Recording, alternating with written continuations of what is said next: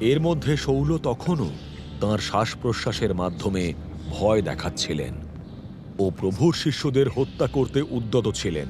তিনি মহাযাজকের কাছে গিয়ে দামাস্কাসের সমাজভবনগুলির উদ্দেশ্যে তাঁর কাছে কয়েকটি পত্র লিখে দিতে অনুরোধ করলেন, যেন নারী পুরুষ নির্বিশেষে সেই পথের অনুসারী যদি কাউকে দেখতে পান তাদেরকে বন্দী করে জেরুসালেমে নিয়ে আসতে পারেন।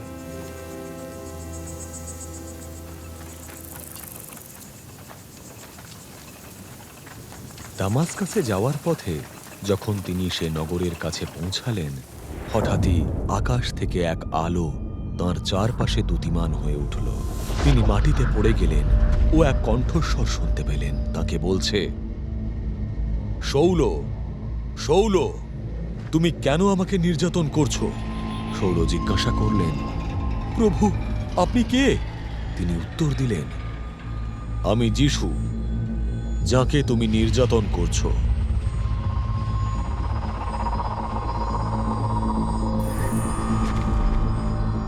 এখন ওঠো আর নগরের মধ্যে প্রবেশ করো। তোমাকে যা করতে হবে তা তোমাকে জানিয়ে দেওয়া হবে।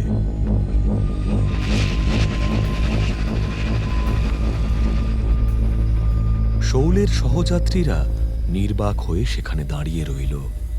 তারা সেই শব্দ শুনলেও কাউকে দেখতে পেল না। শৌল মাটি থেকে উঠে দাঁড়ালেন, কিন্তু তিনি চোখ খুললে তারপর কিছুই দেখতে পেলেন না। তাই তারা তাঁর হাত ধরে তাকে দামাস্কাসে নিয়ে গেল।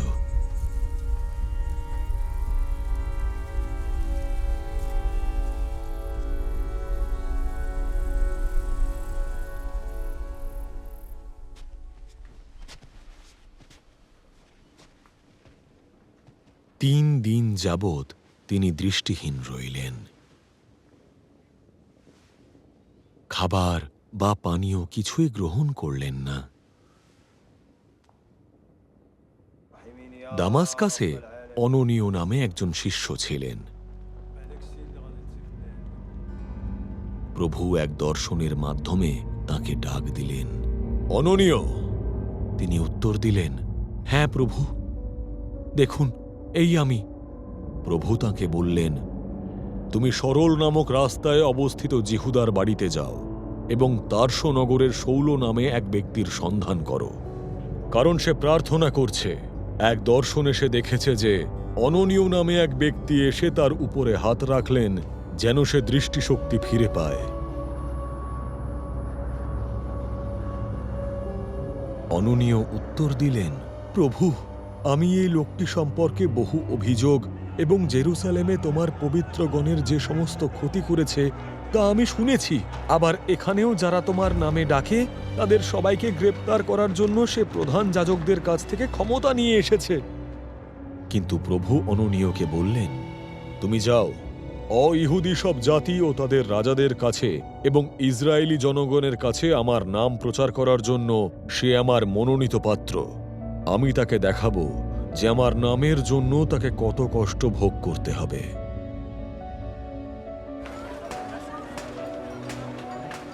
অননীয় তখন সেই বাড়ির উদ্দেশ্যে চলে গেলেন।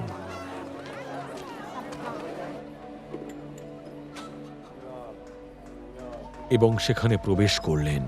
শৌলের উপরে হাত রেখে তিনি বললেন, ভাই শৌল, প্রভু যিশু, যিনি তোমার আসার সময় পথে তোমাকে দর্শন দিয়েছেন, তিনি আমাকে পাঠিয়েছেন যেন তুমি দৃষ্টি ফিরে পাও ও পবিত্র আত্মায় পূর্ণ হও।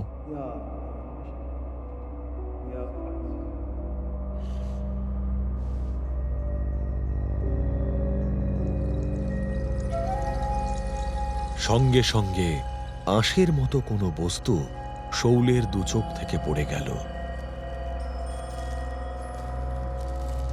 এবং তিনি আবার দেখতে লাগলেন। তিনি উঠে বাপ্তাইজিত হলেন এবং পরে কিছু খাবার খেয়ে তাঁর শক্তি ফিরে পেলেন।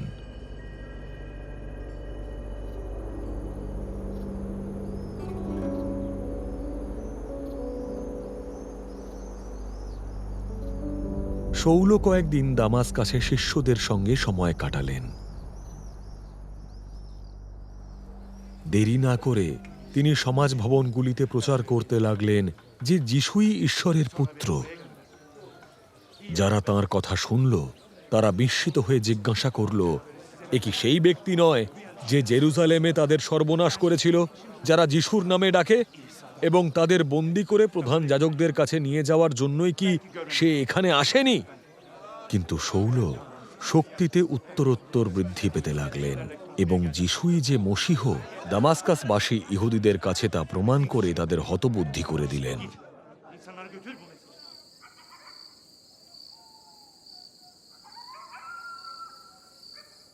এভাবে অনেক দিন কেটে যাওয়ার পর ইহুদিরা তাকে হত্যা করার ষড়যন্ত্র করল।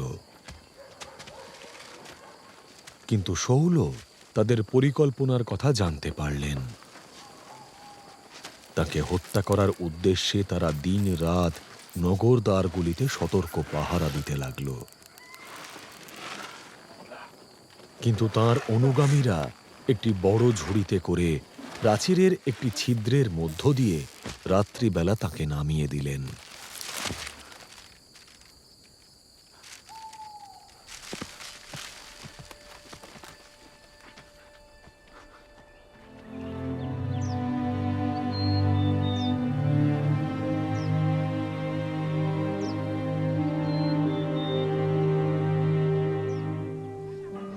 তিনি যখন জেরুসালেমে এলেন, তিনি শিষ্যদের সঙ্গে যোগ দেওয়ার চেষ্টা করলেন, কিন্তু তাঁরা সকলেই তাঁর সম্পর্কে ভীত হলেন, বিশ্বাস করতে চাইলেন না যে তিনি প্রকৃতই শিষ্য হয়েছেন। কিন্তু বারনবা তাঁর হাত ধরে তাঁকে প্রেরিত শিষ্যদের কাছে নিয়ে গেলেন।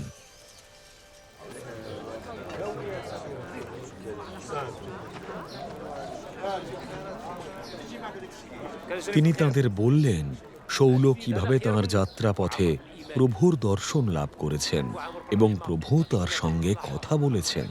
আবার দামাস্কাসে তিনি কেমন সাহসের সঙ্গে যিশুর নামে প্রচার করেছেন।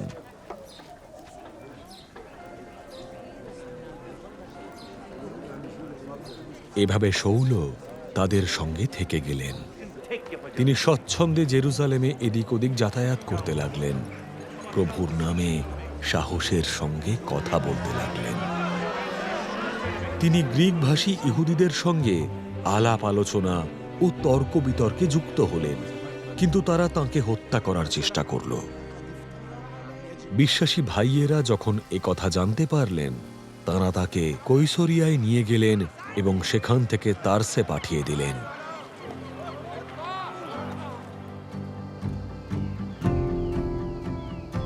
এরপরে জিহুদিয়া, গালিল ও সমরিয়ার সর্বত্র মণ্ডলীগুলি শান্তি উপভোগ করতে লাগল ও শক্তিশালী হতে লাগল। তারা প্রভুর ভয় দিন কাটিয়ে ও পবিত্র আত্মার দ্বারা প্রেরণা লাভ করে সংখ্যায় বৃদ্ধি লাভ করল।